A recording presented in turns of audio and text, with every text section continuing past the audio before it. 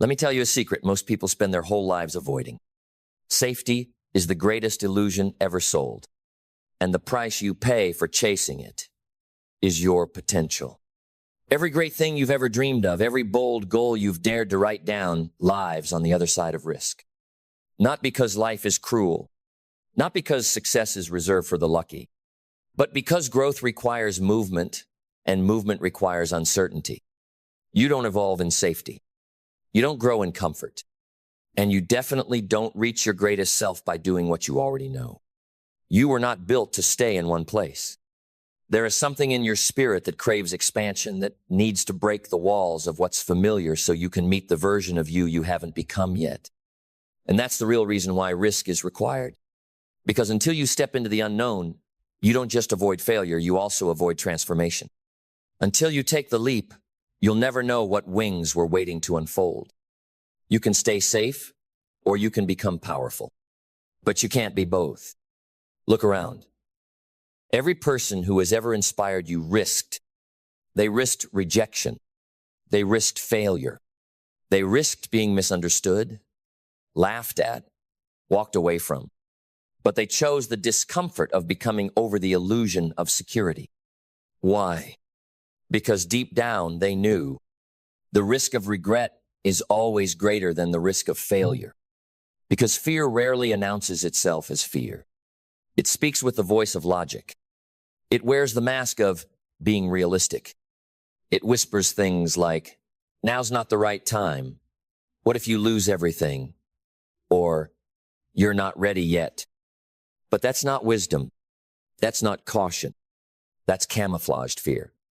Fear that has learned to speak in the language of justification. You call it timing. You call it strategy. You call it preparation. But what you're really doing is postponing your life. And here's what's cruel. Every day you delay your leap, your confidence erodes. Every time you ignore that inner pull, your belief withers. And one day you don't even need fear to stop you because you've trained yourself to stay small. Most people don't fail because they risked and lost. They fail because they never leapt at all. They wake up in the same job with the same habits, around the same people, telling the same story that they're waiting for the right moment. But the right moment is not something you wait for. It's something you decide to make. You don't become legendary by playing defense.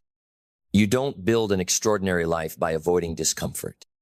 You rise by choosing to feel fear and move anyway. Every risk you avoid today becomes a boundary for tomorrow. And soon, you don't live in freedom. You live in a fenced version of your potential.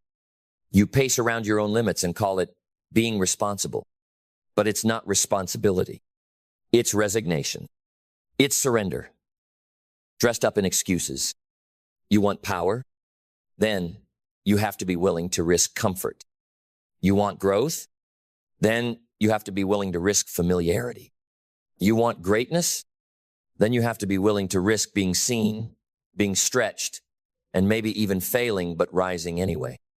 Because the truth is this: risk doesn't just shape outcomes. It reveals who you are. It pulls the curtain back. It strips away comfort and exposes your character. When the guarantee is gone, who do you become? Do you retreat or do you rise? You see, uncertainty is not your enemy, it's your training ground. It's where strength is formed. It's where resilience is forged, not by what you avoid, but by what you walk through. You don't become strong by reading about risk. You become strong by stepping into it again and again until the fear becomes familiar and the unknown becomes home. Because every time you risk, you reclaim power. Not because the outcome is guaranteed, but because you decided you were worth the attempt. You said, I will not let comfort keep me caged. You said, I'd rather be stretched than safe. You said, I am not here to play small. And something changes in you when you live like that. You stop begging life to hand you certainty, and you start building the capacity to lead through uncertainty. That's when people notice. That's when your energy shifts. That's when doors open. Not because you knocked, but because your energy breaks walls. Because people don't follow the most talented. They follow the bravest. The ones who risk being wrong. The ones who speak when it's hard. The ones who move when it's messy. The ones who go first. And here's the truth that sets the courageous apart. You don't rise by being fearless. You rise by being faithful in spite of fear. Then listen closely, because this is where it all comes together. Risk is not recklessness. It's not carelessness. It's not blind ambition. Risk is reverence. It's saying to life, I trust what's inside of me more than I fear what's in front of me. It's honoring your calling with movement. It's proving to yourself that your dreams are not decoration. They are destiny. And destiny doesn't respond to hesitation. It responds to boldness. There is no such thing as a meaningful life without risk. Because anything worth living for, love, purpose, freedom, greatness, it all demands something of you. It asks you to let go of who you were so you can become who you're meant to be. It asks you to lose certainty and find conviction. It asks you to surrender comfort and pick up courage. It asks you to walk forward even when the road is foggy, even when the voices say, play it safe, even when your knees shake and say, I'm doing it anyway. Because you don't get to keep your old life and build a new one. You don't get to keep your comfort and claim your calling. You don't get to stay safe and rise. You have to choose. And here's the miracle. When you choose risk, you unlock revelation. You meet parts of yourself that only pressure can reveal. You discover strength you didn't know you had. You become magnetic not because you're fearless, but because you've been through fear and kept going. And soon you'll realize the risk wasn't risking at all. The real risk was never risking anything. The real danger was letting the dream die inside you because you were too afraid to trust the wings that were waiting to grow. So today, if you hear that voice calling you to stretch, to leap, to move, listen to it. That's not recklessness. That's not foolishness. That's life inviting you into greatness. And your job is to say yes. Most people write to be liked. But influence, real influence, isn't built through popularity. It's built through precision, through words that carry weight, through sentences that don't just inform, they move people. Because in business, writing isn't a task, it's a weapon. Every email, every post, every message is a test. Can you hold attention? Can you create clarity? Can you spark belief? If not, you're invisible. But if you can, you rise. Because those who shape words shape minds. And those who shape minds move markets. That's the writing you're here to master.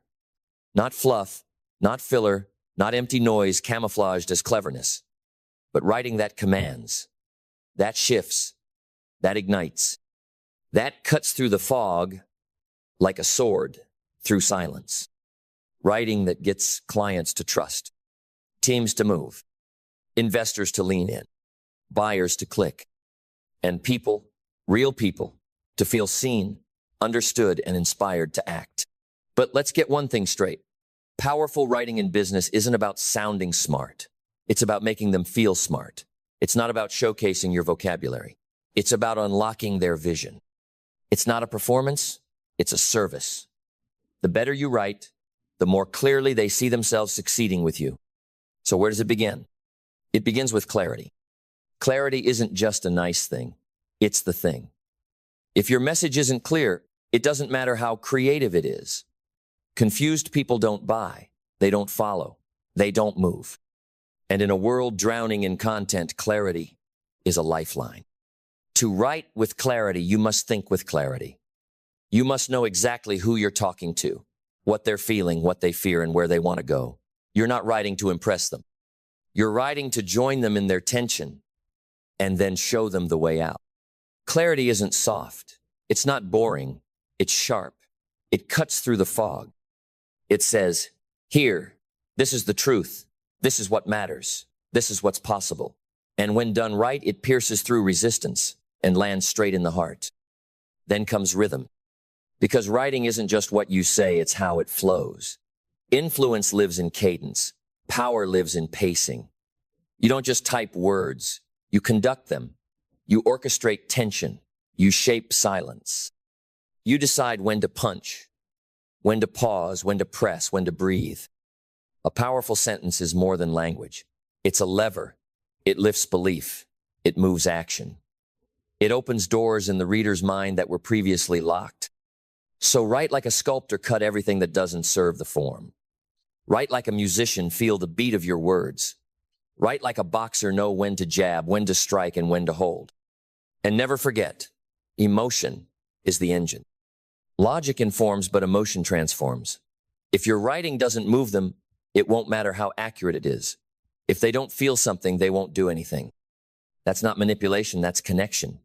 Because before people decide what's true, they decide what's real. And real always feels first. You're not just giving information. You're giving permission.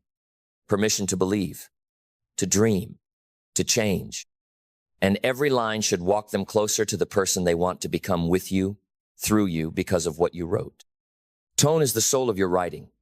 It's not just what you say, it's how they hear it in their head.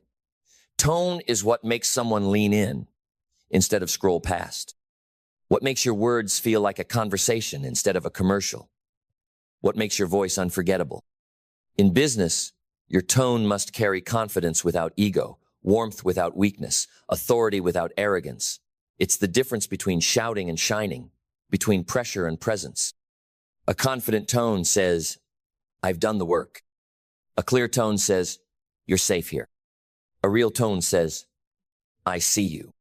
And when your writing embodies that energy, it doesn't just transfer information, it transfers trust. That's influence. And that's how you win. Next, anchor your writing in identity. Because in a noisy marketplace, the strongest voice always wins. But a strong voice doesn't mean loud. It means rooted. Rooted in your beliefs, your style, your rhythm, your stance. Don't sound like everyone else. Don't chase the trending tone. Don't water yourself down to appeal to more people. That's how you end up reaching no one. The more specific your voice, the more magnetic your writing becomes. Be bold, be direct, be unmistakable. Because the truth is, if your writing sounds like it could come from anyone, then it won't mean anything to anyone. Specificity is your scalpel. Vagueness is the enemy of persuasion. If your reader has to guess what you mean, they're already gone. Your writing should not only be vivid, it should be surgical. Every word should feel chosen. Every line should feel earned. Don't say, better business. Say, triple your recurring revenue in 6 months without adding staff. Don't say, help you grow. Say, help you break through that revenue ceiling you've been stuck under for 2 years. Specific writing is felt. It's trusted. It hits like truth. Because it doesn't just speak to the mind, it mirrors the reader's experience. And that's where storytelling comes in. Stories are not entertainment. They're transportation. A great story doesn't just teach, it transfers. It takes the reader from where they are into a moment, a lesson, a vision. And inside that story, they don't just learn, they feel. And once they feel, they move. Don't just tell them you overcame something, show them the night you almost quit. Don't just claim your strategy works. Walk them through the mess before the breakthrough. Don't just state your values. Show them what you said no to when it would have been easier to say yes. Because story makes your writing stick. It doesn't bounce off the surface. It roots itself inside them and lingers. And here's the truth no one wants to hear. If your words don't linger, your brand won't either. Authority isn't declared, it's demonstrated. And in writing, authority doesn't come from saying, I'm an expert. It comes from writing in a way that proves you are without ever needing to say it. Because real authority doesn't scream, it doesn't beg, it doesn't boast. Real authority is quiet power. It's confidence wrapped in clarity. It's precision that pierces without pressure. And the most powerful way to write with authority is to write like someone who knows the struggle, knows the solution, knows the stakes, and knows how to lead someone from confusion to conviction. Your writing builds authority when it leads, not when it entertains, not when it impresses, when it leads, line by line, word by word. It walks the reader from, I don't know what to do, to, this is the way forward. And the secret? It's not about you. It's about them. The more deeply you understand them, the more undeniable your authority becomes. Because in a world full of writers who want attention, the ones who earn influence are the ones who offer clarity. So, how do you convert without selling? How do you move hearts and wallets without manipulation? You stop pushing and you start aligning. You write in a way that reflects their reality. You meet them in their moment. You articulate their problem better than they've ever heard it described. And then, when you present the offer, it doesn't feel like a pitch. It feels like a path. Persuasion isn't about pressure. It's about precision. It's not about changing minds. It's about unlocking what's already there. That means knowing the real pain underneath the surface level complaint. That means naming the desire behind the data. That means painting a picture of the outcome so clear they can feel themselves living in it. Conversion writing is service-driven. It's not, here's why I'm amazing. It's, here's what you've been stuck in, and here's how we walk out together.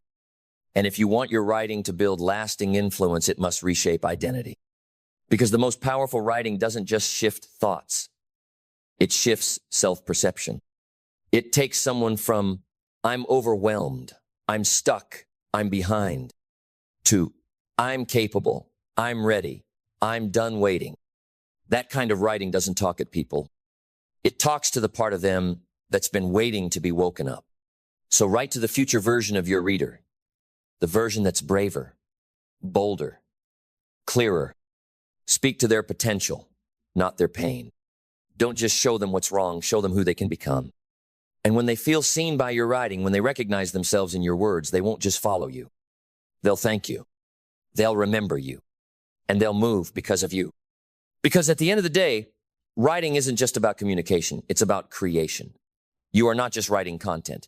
You are building bridges, opening doors, lighting torches. You are creating momentum where there was once paralysis, vision where there was once fog, power where there was once doubt. And when you understand that, you stop treating your writing like a task on a to-do list. You start treating it like the lever that moves everything else. Because it is. The right words can unlock a sale. The right message can shift a market. The right sentence can rewire a person's self-belief for life. That's not hype.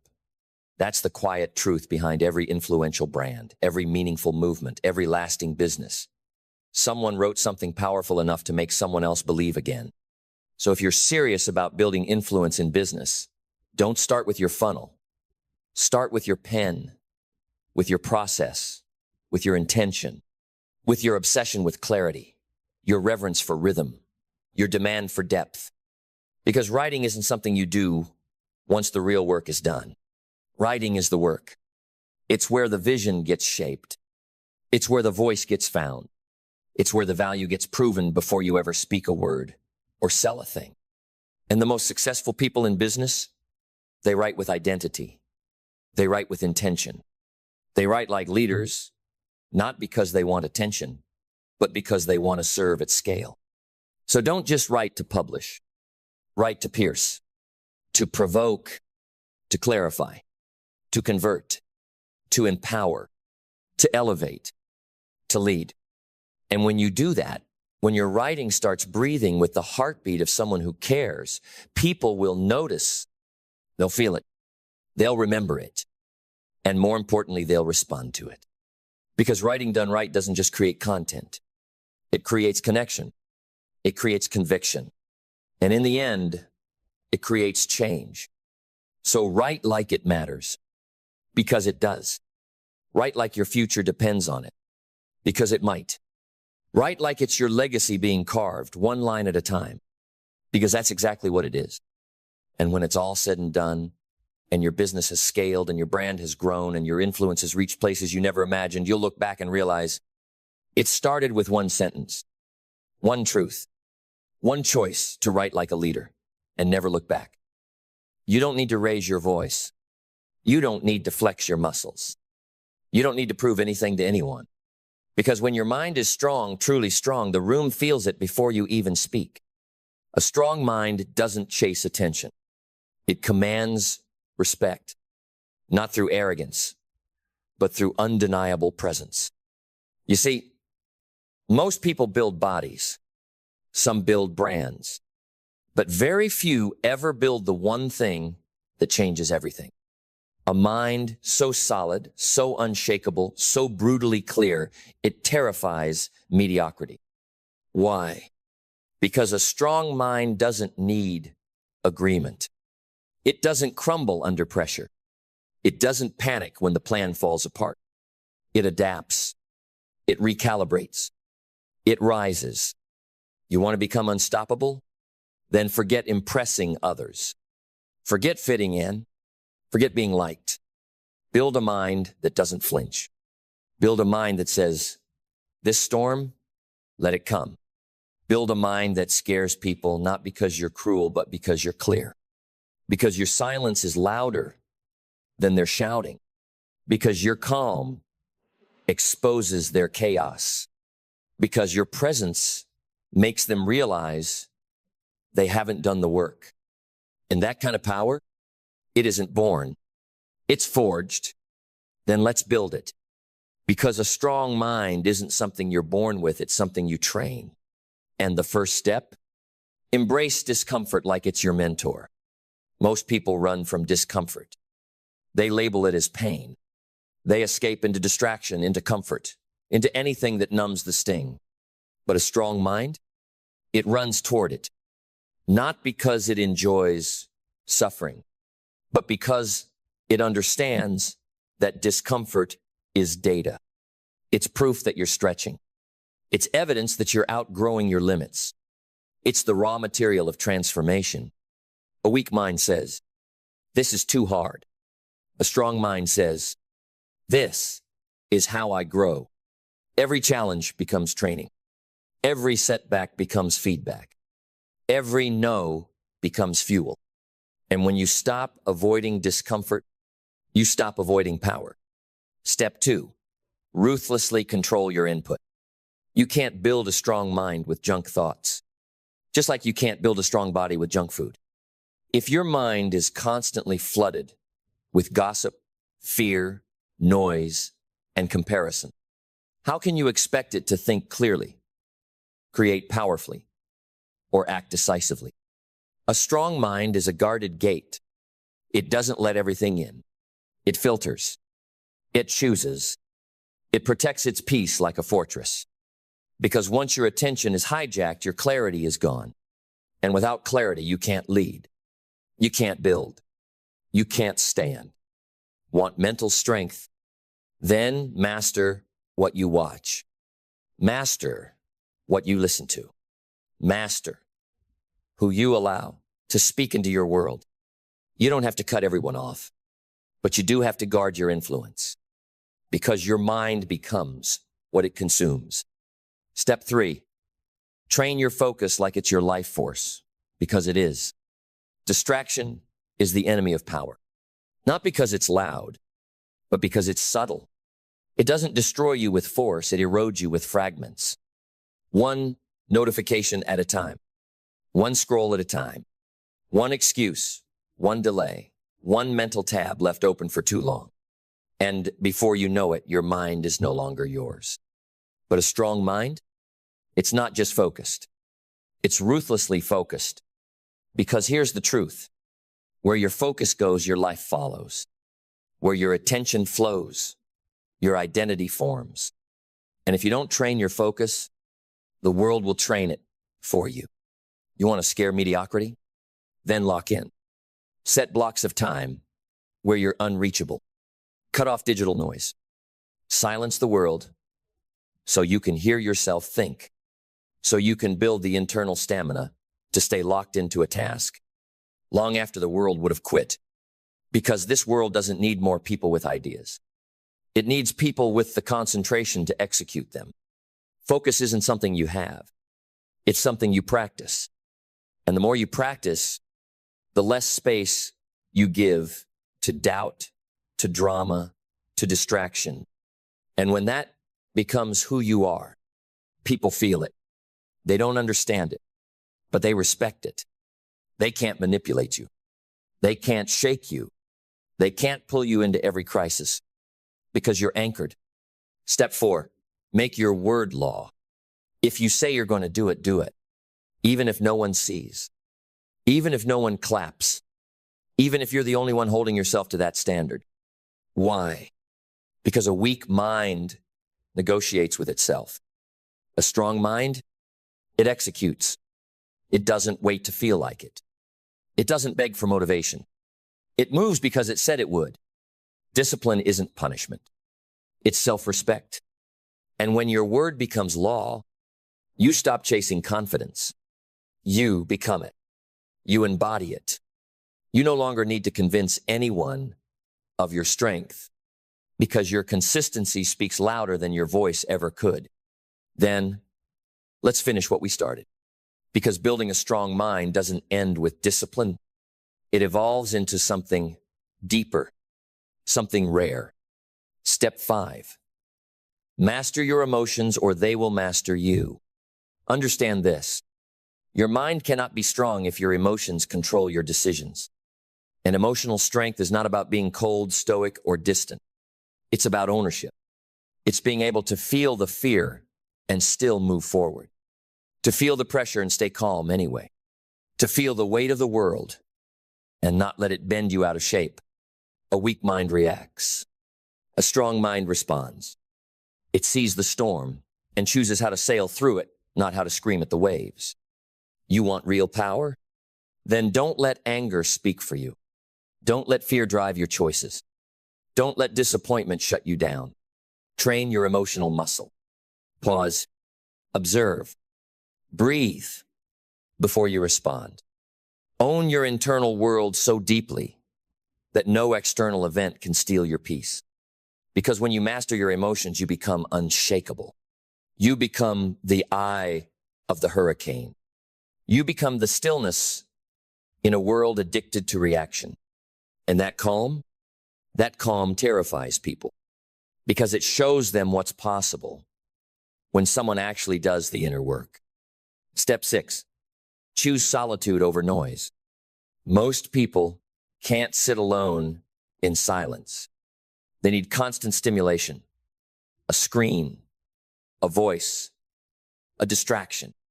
Because if they're quiet for too long, they'll hear the truth they've been avoiding. But a strong mind seeks solitude. It chooses stillness, not because it's easy, but because it's where clarity lives. Because silence sharpens vision. Because alone is where you meet your real self. You want to scare the world? Be the one who's comfortable with themselves, who doesn't need a crowd to feel validated, who doesn't need attention to feel alive, who can disappear for a season and come back 10 times sharper. That kind of person, that's who changes rooms. That's who shifts cultures. That's who leads. And finally, step 7, think long, act daily. The strongest minds are vision-driven. They don't need instant results to stay committed. They don't need overnight applause. They plant deeply and build slowly because they're not after a quick win. They're building an empire that lasts. They move with urgency but never panic. They move with pace but never desperation because they know where they're going. And nothing can rush a mind that has already decided its outcome.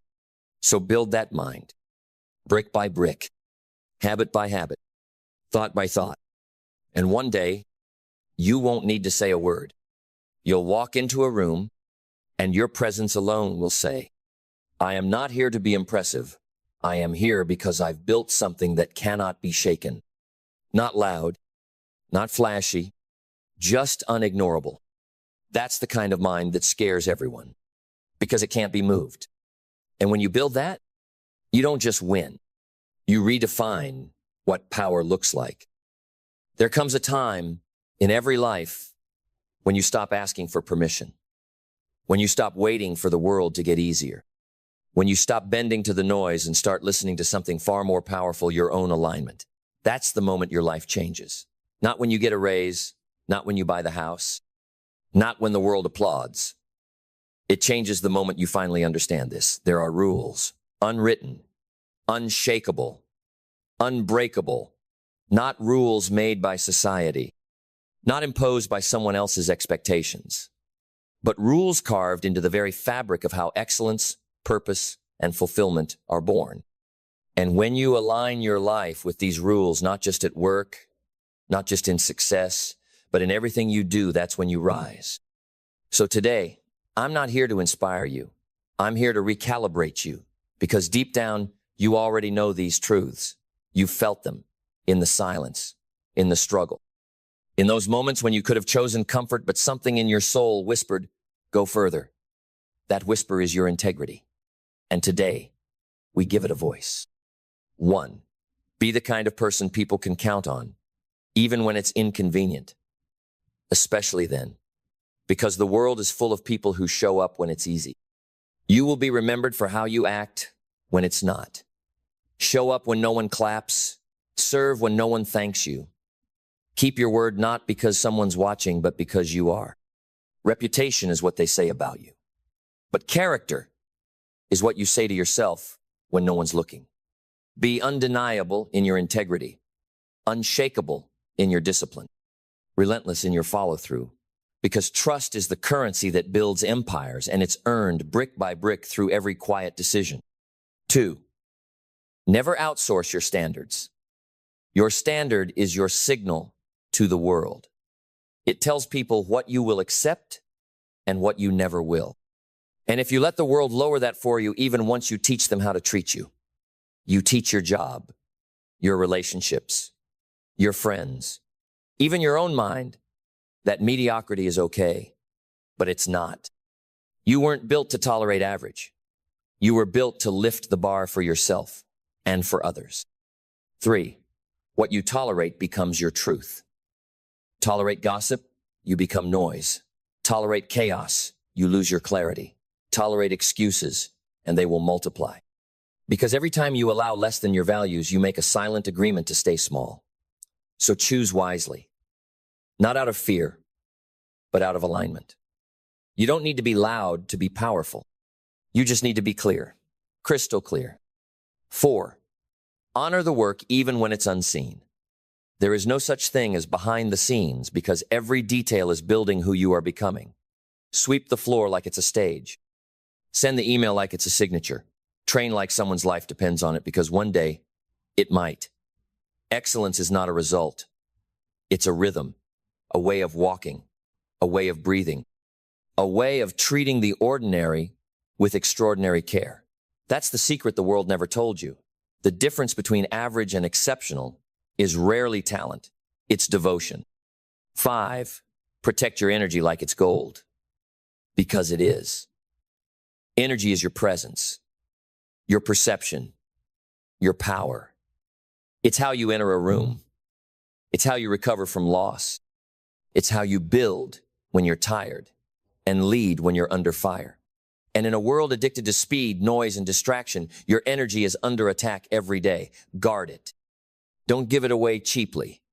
Not to drama, not to doubt, not to distractions disguised as opportunity.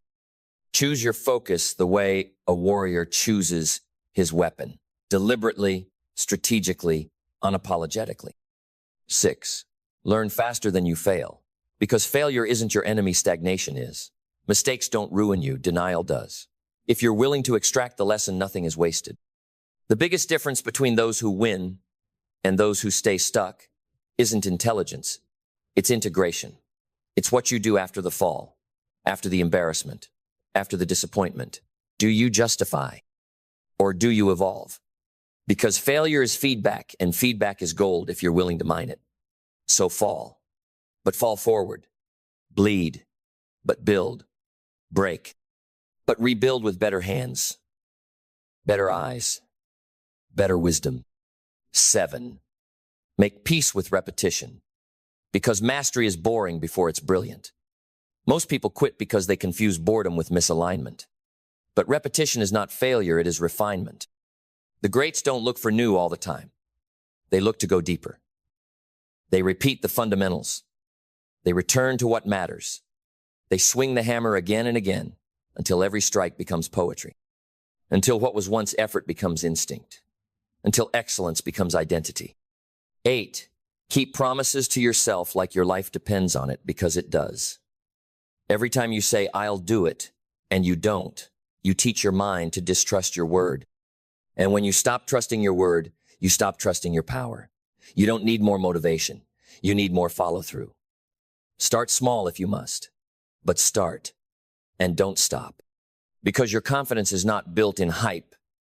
It is built in hidden, quiet, gritty consistency. Brick by brick, breath by breath. 9. Stop trying to be liked. Start trying to be effective.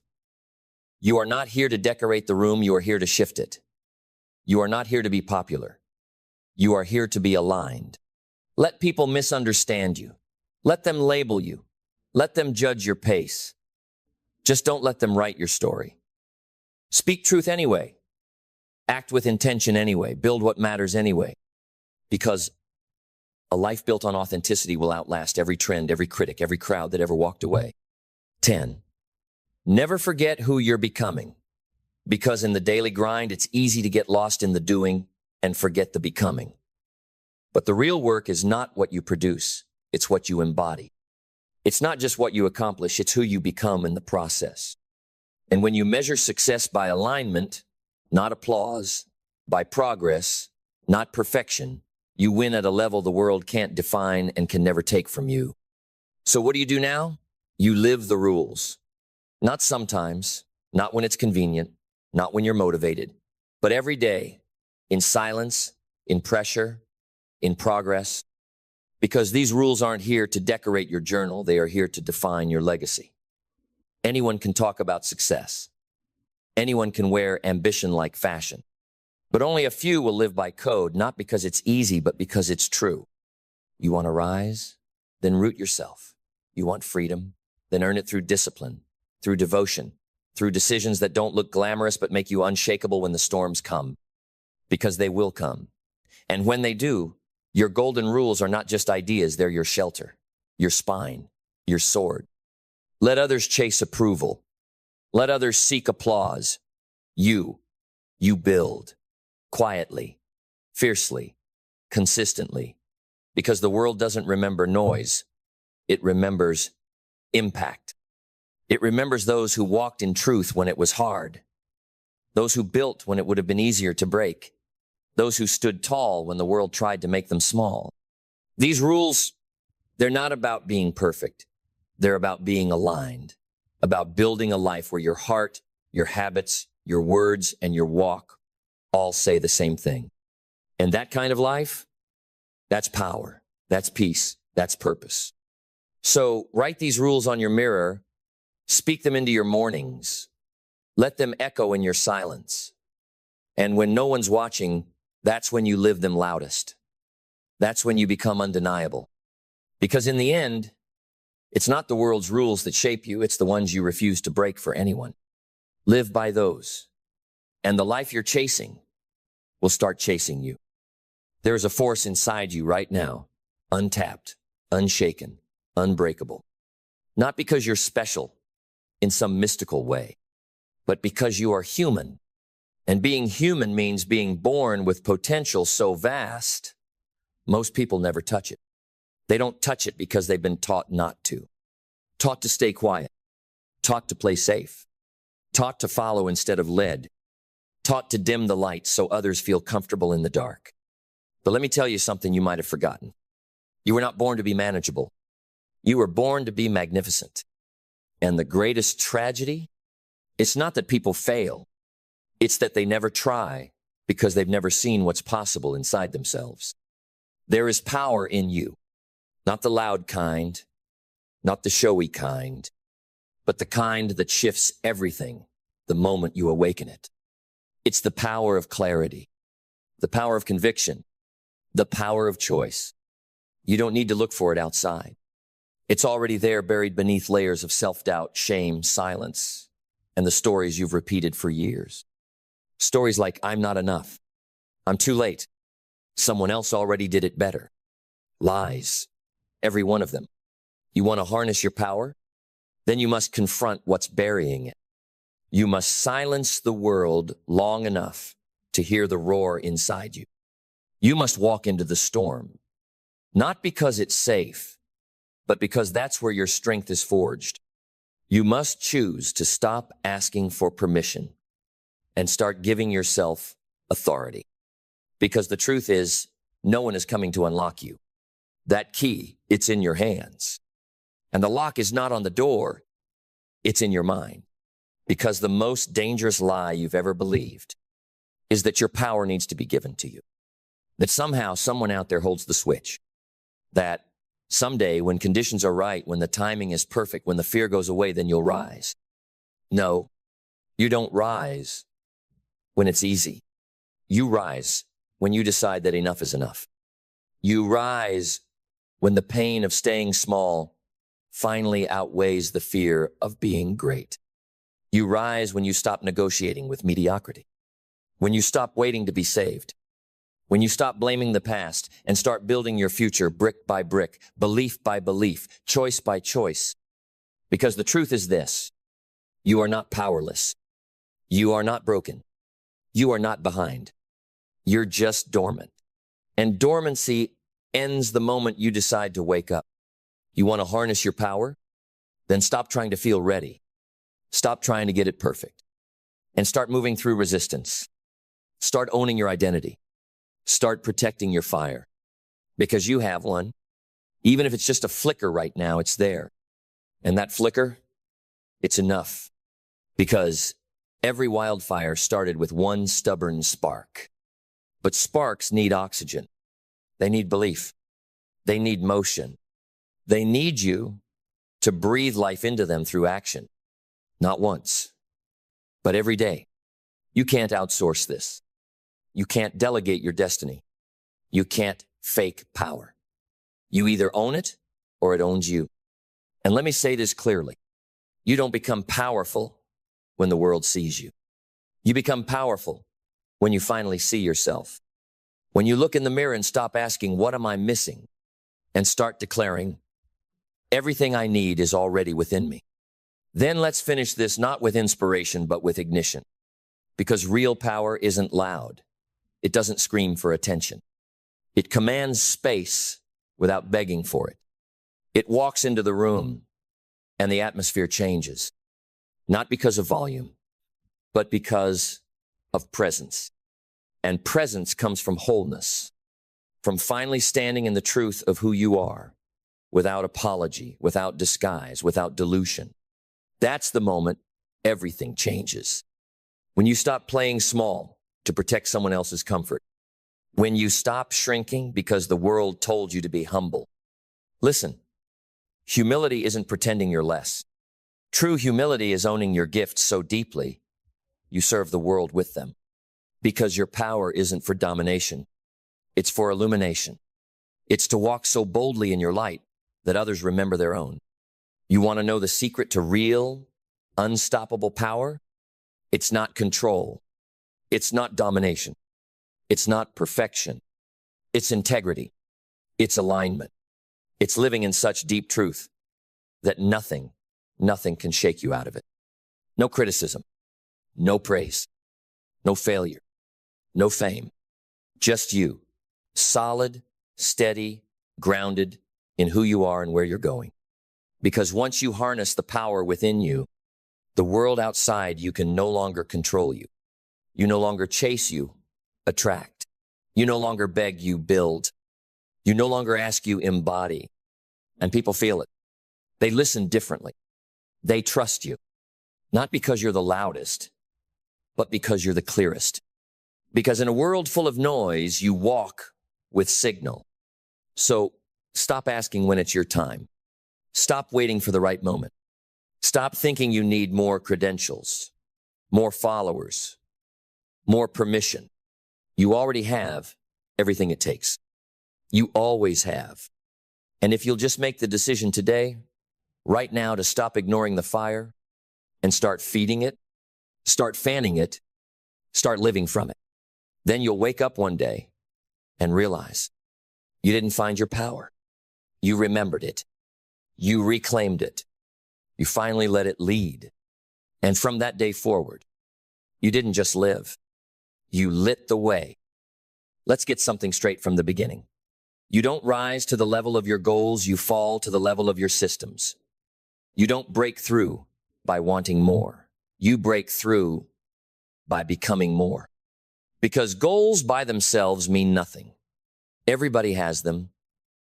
Everybody writes them down. Everybody dreams in bold fonts and clean vision boards. But only a few cross the line. Only a few turn those dreams into outcomes. Why? Because most people set goals with their mind, but never rewire their identity. They want new results, but they keep the same habits. They want big wins, but still run from small disciplines. They want change, but don't change themselves. And here's the truth. No one wants to say, your life doesn't rise by motivation. It rises by transformation. And transformation begins the moment you stop blaming, stop delaying, and start owning your responsibility for where you are. The first barrier? Excuses. The most seductive comfort in the world. The drug that delays destiny. The enemy that comes dressed as logic, as fairness, as reason. Excuses are elegant. They sound noble. I didn't have time. I wasn't ready. They didn't support me. I'm too tired, too young, too old, too busy. But here's what no one told you. As long as you argue for your limitations, you get to keep them. Excuses are chains. They don't hold you back. You hold on to them. And if you ever want to be free, you have to stop negotiating with your own captivity. You have to be ruthless with your distractions. You have to be disciplined with your focus. You have to be brutally honest with your patterns. Because here's the truth. Your results are never random. They're repeating. If you don't like where you are, check what you're repeating. And if you want to move forward, you don't need more goals. You need more alignment. You need to stop asking, what do I want? And start asking, who must I become to receive it? Your goals don't demand more effort. They demand more identity. The version of you that hits that goal already exists, but they live on the other side of your discipline. They breathe in your habits. They wake up with your routines. And if you don't become them, your goal stays a fantasy. And fantasies, they fade. But visions backed by action, they shift reality. Because the enemy isn't out there, it's in here. Inside the hesitation. Inside the self-doubt. Inside the story you keep telling yourself that says, maybe I'm not ready. Maybe I'm not good enough. Maybe people like me don't succeed like that. That voice, that tiny, fearful voice, is not truth. It's your old self fighting for survival.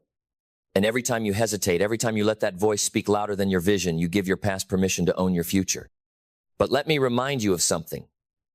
You were not built to live behind your barriers. You were built to break them. You were built to rise, not because it's easy, but because something in you refuses to stay small. Every personal barrier you've ever faced is not a wall. It's a mirror. It reflects what you believe about yourself. And the moment you upgrade the belief, the barrier begins to break. You want to know why some people succeed no matter what? It's not talent. It's not luck. It's not connections. It's certainty, not arrogance, not ego, but an unshakable belief that says, this is mine, and I'm going to get it no matter how long it takes, no matter how hard it gets. That certainty is forged in pain. It's built in solitude. It's carved in late nights, early mornings, and silent work when no one is watching. You overcome barriers by becoming unavailable to your old excuses. You overcome them by outlasting the discomfort. You overcome them by training your emotions to submit to your mission. Because emotions lie. Comfort lies.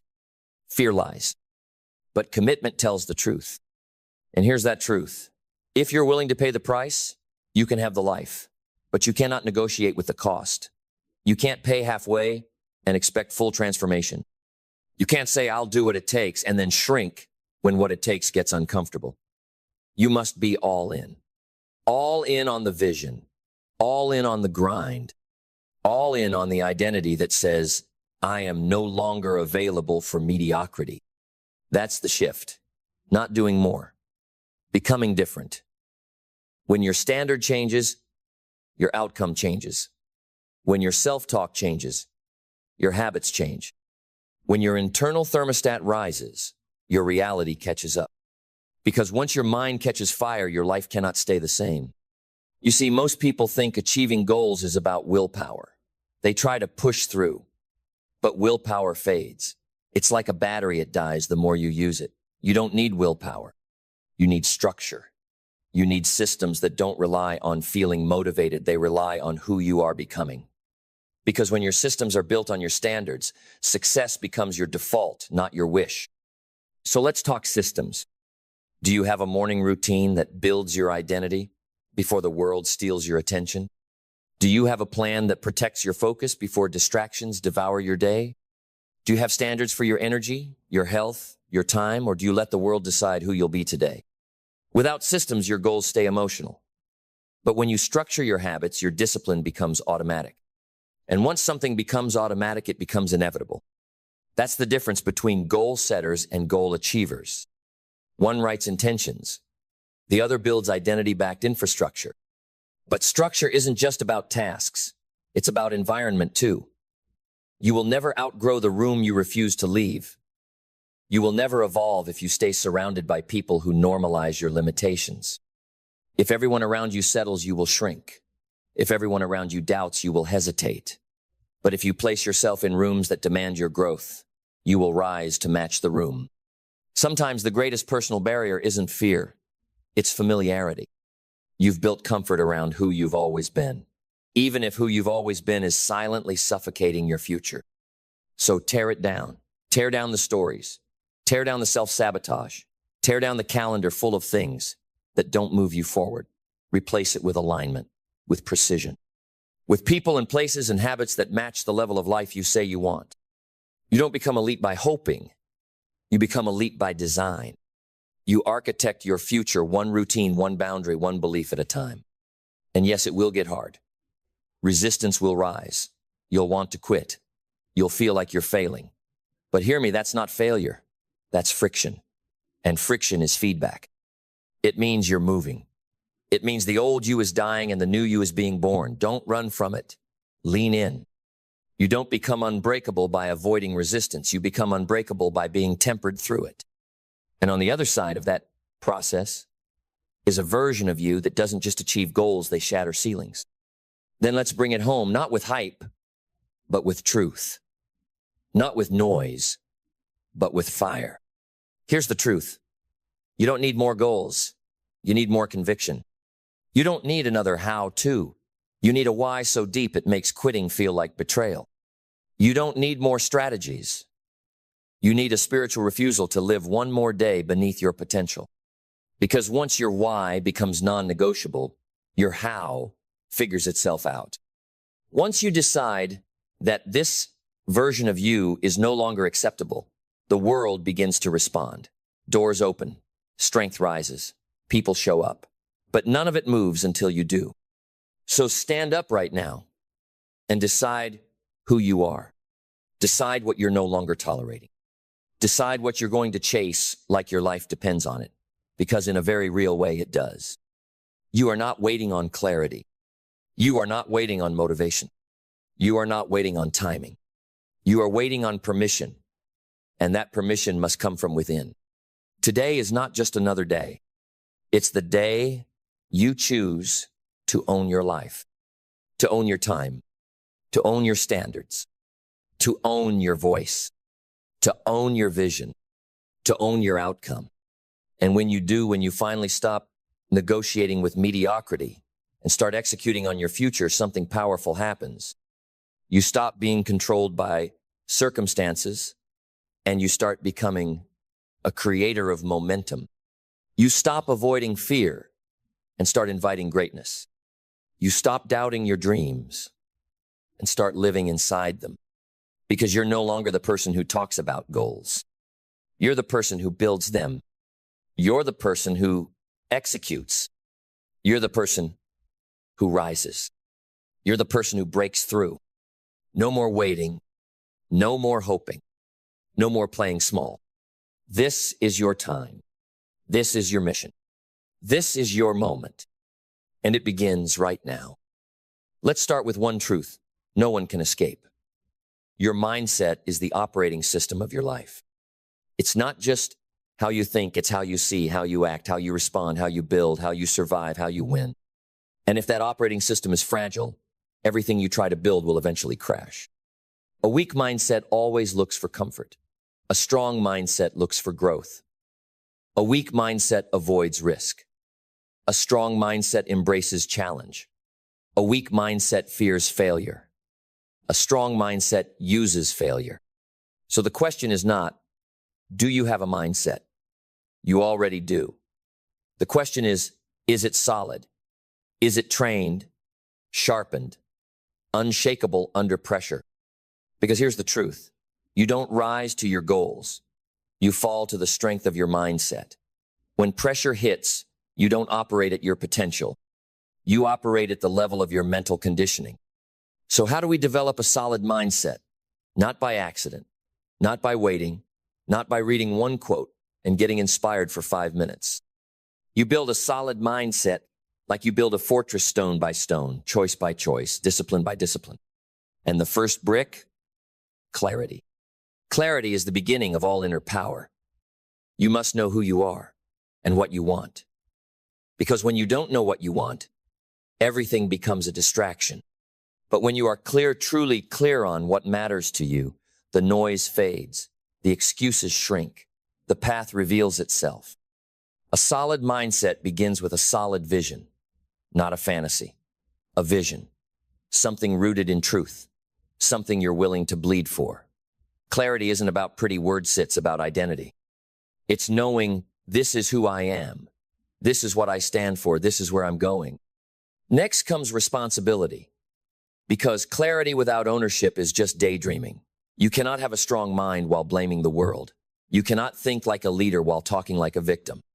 The moment you start saying, I am responsible, everything shifts. Your language changes. Your posture changes. Your questions change. Instead of, why me?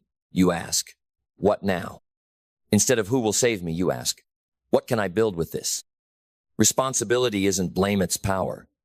It says, I may not control what happens, but I control how I show up. And when you start showing up consistently, intentionally, daily discipline is born.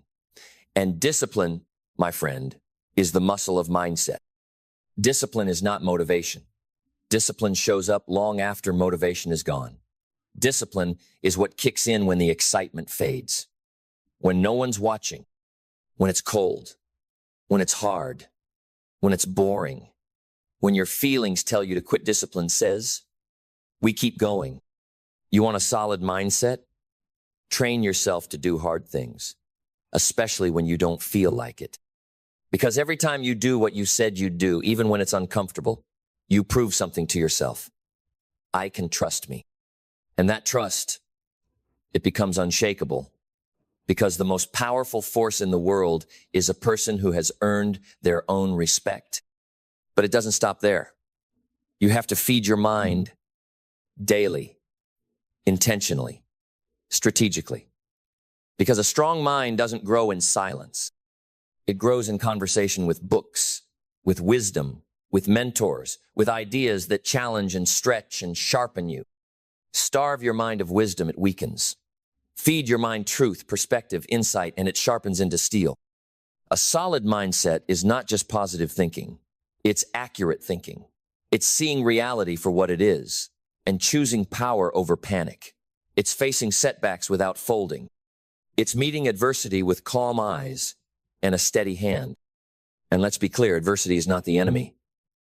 Adversity is the trainer, the sculptor, the fire that forges. A weak mindset runs from adversity. A solid mindset says, thank you, now let's grow. You build that response through repetition. You face the fire, not once, but over and over until your nervous system learns, this won't break me. Then comes focus. A scattered mind cannot stand strong. Clarity gives you direction. Responsibility gives you control. Discipline gives you strength. But focus gives you accuracy. Focus is not just avoiding distraction, it's choosing your battles. It's saying no to almost everything so you can say hell yes to what matters. It's eliminating noise, cutting fluff, ignoring opinions, and locking in on your path with tunnel vision. A solid mindset says, I'm not here to please, I'm here to build. I'm not here to impress, I'm here to rise. I don't need validation, I have direction. And with focus comes patience. Because strength without patience is fragile. You must know that greatness takes time. Mastery takes seasons. And mindset real, unshakable mindset is not built in a weekend. It is carved over years. So stop looking for instant transformation. Start stacking quiet victories. 1 rep, 1 hour, 1 decision at a time. Brick by brick, you are becoming unbreakable. Decision by decision, you are laying the foundation of a mind that does not collapse under pressure, that does not beg for comfort, that does not yield to fear. You want power? You want freedom? You want influence? It starts here inside. Because until the war within is won, every external victory will feel empty. But when your mind is solid, your life becomes unstoppable. Not easy, but unstoppable. Because the person with a strong mind doesn't wait for the storm to pass. They walk into it. They carry the calm. They become the storm. You become the storm not because you enjoy chaos, but because you are no longer afraid of it. Because you've built a mind that holds peace in pressure, focus in distraction, and fire in silence. Most people crumble under weight, but not you. Because you've trained for it. You've practiced thinking clearly when others panic. You've conditioned your thoughts like a warrior sharpens a blade daily, deliberately, relentlessly. So when the world throws noise, your mind stays still. When circumstances shake, your foundation holds. And that stillness, it becomes your weapon, your edge, your shield. Because a solid mindset is not loud, it's calm, it's composed. It doesn't need to announce itself. It simply endures. It executes. And it elevates everyone around it. And here's something no one teaches enough. A solid mindset isn't rigid, it's adaptable. Strength is not about resistance. It's about resilience. The oak stands tall, but it's the bamboo that bends and survives the storm. So train your mind to flex, not snap, to adjust, not quit, to evolve and not retreat. Because a truly powerful mind isn't the one that always pushes forward blindly. It's the one that knows when to pivot without losing purpose. Adaptability doesn't mean weakness, it means wisdom. It means you're not attached to methods, you're committed to the mission. The how may shift, the why never does. And that's what sets solid thinkers apart. They know what matters. They filter fast. They recover faster. They make decisions not from fear, but from vision. Vision is what keeps your mindset from falling into survival mode. Because survival is instinct. But vision is a discipline. It's seeing not just what is, but what could be. It's not just reacting, it's leading. So build your mindset on vision. See the long game. Speak the truth, even when it shakes your voice. Hold the standard, even when no one else does. Look ahead not with fantasy, but with intention. And work relentlessly. Not because hustle is the goal, but because alignment demands effort.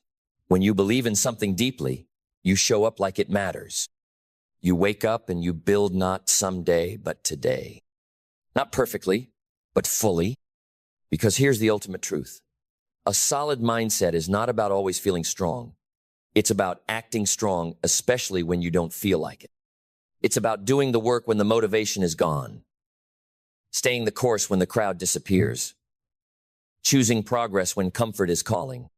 Because progress is built in silence, in the moments no one sees, in the hours no one applauds, in the decisions that feel small but shape everything. You want to develop a solid mindset? Then embrace the boredom, embrace the repetition, embrace the grind. Because greatness isn't forged in excitement, it's forged in consistency. And consistency is not sexy. It's not glamorous. It's not a highlight reel. It's waking up when you'd rather sleep. It's showing up when no one's watching. It's doing it again and again and again until your mind no longer negotiates with weakness. That's where transformation happens. In the ordinary, in the invisible, in the unseen hours where discipline drowns out doubt. A solid mindset is not built by chance, it's engineered. Built with the bricks of clarity, responsibility, discipline, focus, patience, and adaptation. Held together by repetition. Strengthened by struggle. Elevated through vision. It's not about being the smartest, it's about being the most committed, the most consistent, the most unshakable. Because the world bends to those who refuse to fold, to those who lead themselves first, before ever trying to lead anyone else. And that is the work. Not flashy, not fast, but real. And the more you commit to that work, the more the results take care of themselves. You won't need to chase success. Your mindset will attract it. You won't need to seek approval. Your clarity will command it. You won't need to fear failure. Your resilience will outlast it. And when that mindset is in place, you become dangerous. Not because you're arrogant, but because you're aligned. Because you've done the inner work that makes the outer work inevitable. You don't hope anymore, you build. You don't wait anymore, you move. You don't collapse anymore, you rise. Again and again and again. That is what it means to have a solid mindset. Not a moment, a lifestyle, not a feeling, a foundation, not something you visit, but something you become. Everyone wants to win when things are easy, when the sun is shining, when the money's flowing, when the relationships feel smooth and the path looks clear. But the true test of your character, the moment that separates the talkers from the doers, the average from the extraordinary, is how you show up when the sky turns dark, when the storm hits, when no one's cheering and everything feels like it's falling apart. It's not what you do when you feel strong. It's what you do when your knees are shaking, your faith is flickering, and life is whispering in your ear. Maybe you're not enough, because here's the truth. Winners aren't born in comfort. They're forged in crisis. They are built in the shadows of doubt, in the back rooms of disappointment, in the silence when no one is watching and no one is clapping. You don't learn how to win in easy times. You learn how to win when everything is screaming at you to give up, when life pulls the rug, when the plans fall apart, when people turn their backs. That's where the real ones rise. Not in grand moments, but in gritty ones. Not with perfect timing, but with relentless heart. Let me tell you something no one puts on a billboard. Pain is a prerequisite. If you're hurting right now, if you're walking through hell in your career, your health, your finances, your mind, you are not being punished. You're being prepared, because growth doesn't come in comfort. Growth comes when your back is against the wall and you still choose to fight. It comes when the world tells you to quit, but something deeper inside you says, not yet. You see, there's a kind of strength you can only earn in the fire. You can't fake it. You can't download it. You can't borrow it from someone else. You have to become it. And you only become it by staying in the fight longer than your fear says you can. So let me ask you, who are you when things go wrong? Who are you when the money dries up, the doors slam shut, and the path disappears? Because that version of you, that's who you really are. And you get to decide whether that version crumbles or creates something new. Winning in difficult situations is not about avoiding the storm. It's about learning how to walk through it without losing your fire, without losing your voice, without losing yourself. Mindset is everything. and not the fake kind. Not positive vibes only while your world is on fire. I'm talking about the kind of mindset that gets back up bloody and says, "This won't end me." The kind that says, "This is not how my story ends. This pain will not define me. This season may break things, but it will also build things." You can't control the storm, but you can control your center. You can control your breath. You can control the decision to keep showing up, even if your hands are shaking, even if your voice trembles, even if your faith is held together by threads. Because courage isn't loud. It's quiet.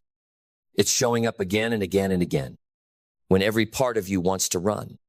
The people you admire most, the heroes, the leaders, the legends, they didn't become great in spite of their challenges. They became great because of them. The heartbreak shaped them. The failure sharpened them. The betrayal taught them who they were. The rejection gave them redirection. They didn't just survive hard times. They used them. They turned pain into fuel, loss into lessons, obstacles into evolution. Because the truth is, and don't ever forget this, every difficult moment is raw material for greatness. You're either using the pressure or being crushed by it. There is no in between. But what does it look like to win when everything's stacked against you? It doesn't always look like trophies or applause. Sometimes winning looks like getting out of bed when you want to stay buried. Sometimes it's making that one hard phone call. Sometimes it's walking away from the old version of you that's no longer serving your future. It's not always loud. It's not always cinematic, but it's real, and it's yours. You win when you stay aligned with your values, when it's inconvenient. You win when you lead with integrity, when no one's watching. You win when you choose peace over revenge, growth over comfort, faith over fear. And those wins, they may be invisible to the world, but they make you undeniable over time. Because when you do the work in the dark, you don't have to beg for the spotlight. It finds you. Resilience isn't just endurance. It's adaptation. You don't just hang in there. You adjust. You learn. You stretch. You grow sharper, wiser, deeper. You use the difficulty to become more dangerous in the best possible way. Not reckless, not destructive, but unshakable. Because you've been through fire, and you know how to walk through it now without losing your soul. This is the power no one can give you. And more importantly, no one can take it from you.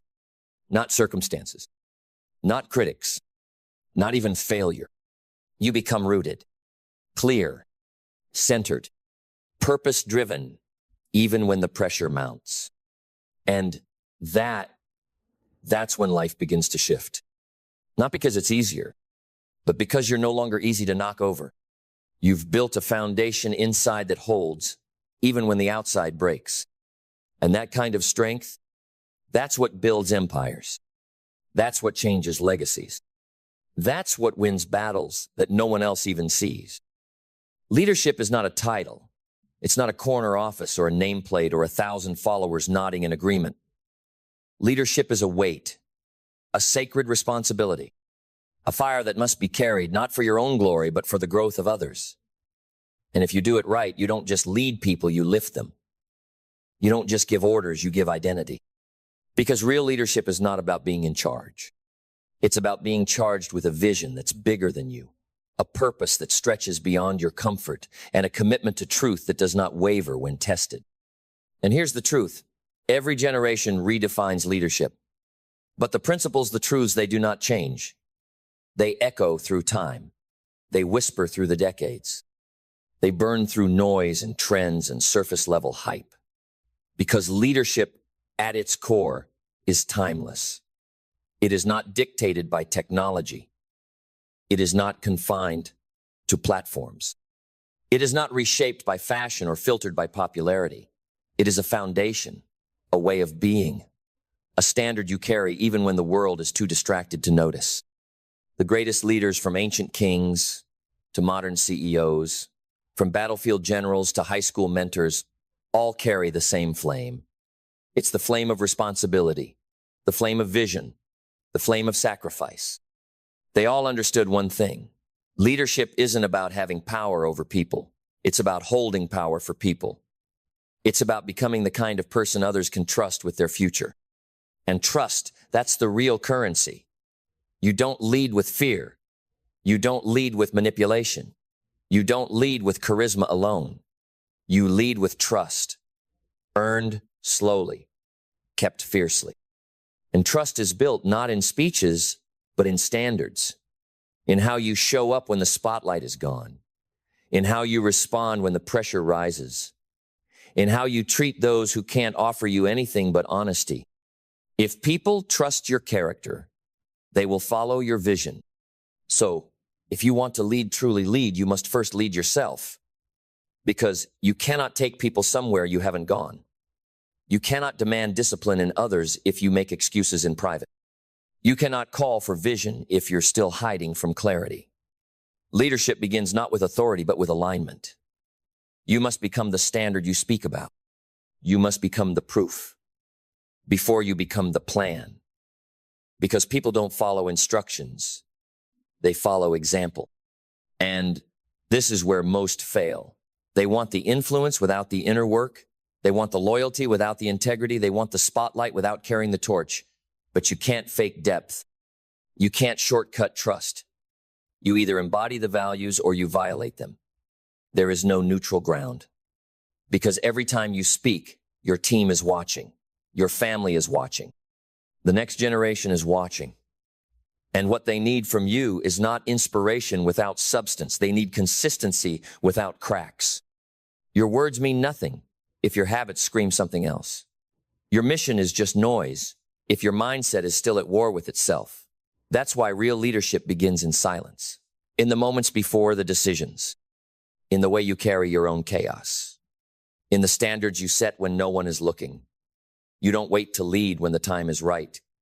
You lead when it's hard, when it's unclear, when it's unpopular. That's when your voice becomes a compass, not a microphone. Because leadership is not about being liked. It's about being trusted. And trust often requires saying what no one else will say, doing what no one else wants to do, making the call that others will avoid. You cannot fear being misunderstood, because if your values are true, they will outlive the criticism. And if your vision is real, the right people will find their way to it, not because you shouted louder, but because you stood stronger. And when it comes to generations old and new, the true test of leadership is not how much you teach, but how much you're willing to learn.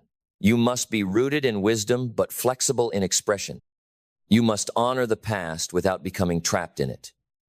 You must welcome the future without forgetting what matters. Every generation sees the world differently, and that's not a threat. It's an opportunity. Because leadership that lasts is leadership that listens. Younger generations don't want perfect leaders. They want honest ones, ones who admit mistakes, ones who ask questions, ones who know the weight of their words. And older generations, they want relevance, but they also want reverence. They want to know their sacrifices meant something, that their scars became bridges, that their lessons are not discarded, but woven into progress. That's your job. To stand between generations, not as a divider, but as a bridge. To take the strength of the past and the potential of the future and forge something timeless. Something rooted in character, not clout. In courage, not convenience. Because the leaders who last, the ones remembered long after their voices fall silent, are not the loudest in the room. They are the deepest. They don't need to dominate. They don't need to shine. They need to serve. And not in a way that begs for recognition, but in a way that builds people, that raises standards, that strengthens culture, that multiplies vision through the hearts of others. Because service isn't weakness. It's the highest form of strength. It says, I am here not to be above you, but to walk with you. And to serve like that, you must be humble enough to admit you don't know everything. You're not always right. You're not the hero in every story. In fact, great leaders don't need to be the hero at all. They raise heroes. They pour courage into others. They don't hoard the light, they reflect it. And in doing so, they create movements, not monuments. But that kind of leadership, It requires radical ownership. No blaming, no hiding. No, that's not my fault. If something breaks under your watch, you own it. If someone falls under your leadership, you learn from it. You don't run from responsibility, you grow inside it. Because leadership isn't about comfort, it's about accountability. You take the hit. You stand in the fire. You look people in the eye and say, this is on me and I'll fix it. And that kind of ownership builds resilience. Because let's be honest, leading people will break your heart. It will test your patience. It will stretch your capacity. You'll be misunderstood, betrayed, ignored. You'll give everything and watch people walk away like it was nothing. And still you stay. Still you build. Still you rise. Because resilience isn't just about bouncing back. It's about growing stronger while you carry the weight. It's about continuing to believe in the mission, even when no one else claps, even when the room goes quiet, even when your hands shake and your voice is tired. You show up again and again and again, because your presence, your consistency becomes the proof, the evidence that says this matters, the signal that says you're not alone. Because sometimes the most powerful leadership isn't in your speeches, it's in your stability. And if you really want to lead across generations, you must give more than instructions. You must give identity. Help people see who they are. Remind them of what they can become. Pull out the greatness that's hiding beneath insecurity, pain, and doubt. That's not management. That's ministry. That's not systems. That's spirit. That's the difference between a boss and a builder. So build. Speak life into people who are used to silence. Believe in those who've forgotten how to believe in themselves. Lead in such a way that your presence is not about being needed, but about empowering others to no longer need you. That's legacy. That's leadership. And when your leadership becomes a mirror, when people see their own potential more clearly because of how you showed up, then you haven't just led a generation. You've lifted it.